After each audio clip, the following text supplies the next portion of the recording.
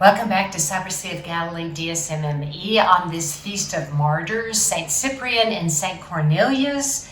And we are going down into the catacombs today.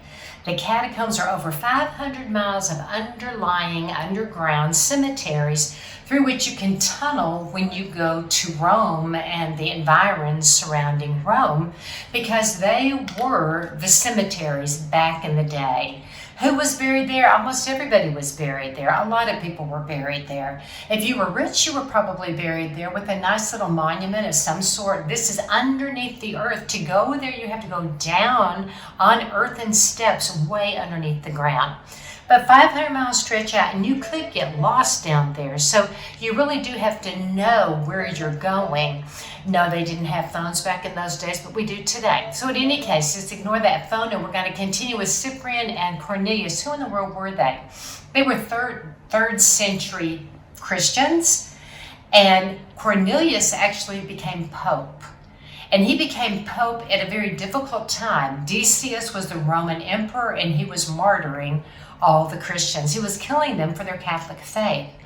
And then he was supported by a bishop in northern Carthage, who actually was at the same time approximately as St. Augustine, and his name was Cyprian. And so these two together upheld one another. We could talk about friendship, and we have many times, and I'm sure that you will hear many things about friendship, because I think it's essential.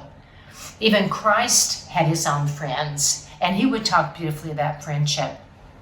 But today, with our candles, we are going to go down into these catacombs, because Cornelius was buried in the catacombs. And if you go to the catacombs of St. Calixtus, which are one of the most popular, there are several wonderful catacombs, and then there's many more that I wouldn't be interested in entering or going through particularly, but St. Calixtus is a very well-known catacomb, and it stretches out in every direction, and many saints were martyred there and are buried there, and many martyrs buried there. And you could usually tell a martyr's grave because there would be a small vial of blood put inside the covering of this loculi, which means basically this space for this particular body to be buried.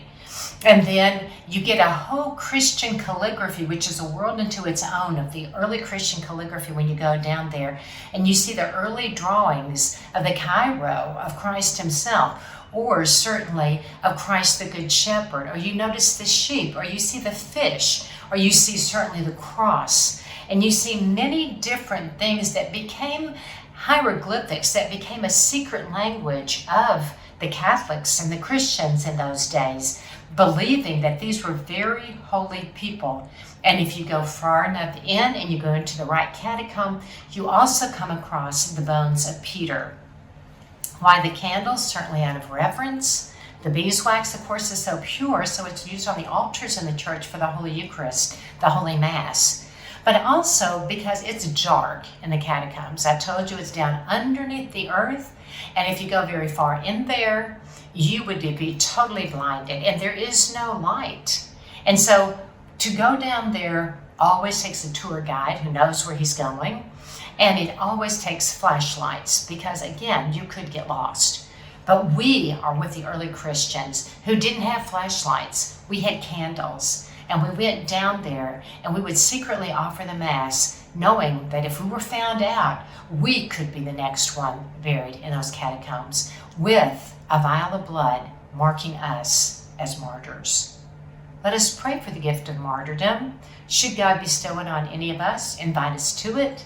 But let us pray for the gift of fidelity and whatever is the divine plan in each of our lives on this great feast of St. Cyprian and Cornelius. Signing off from the Cyber Sea of Galilee in the catacombs.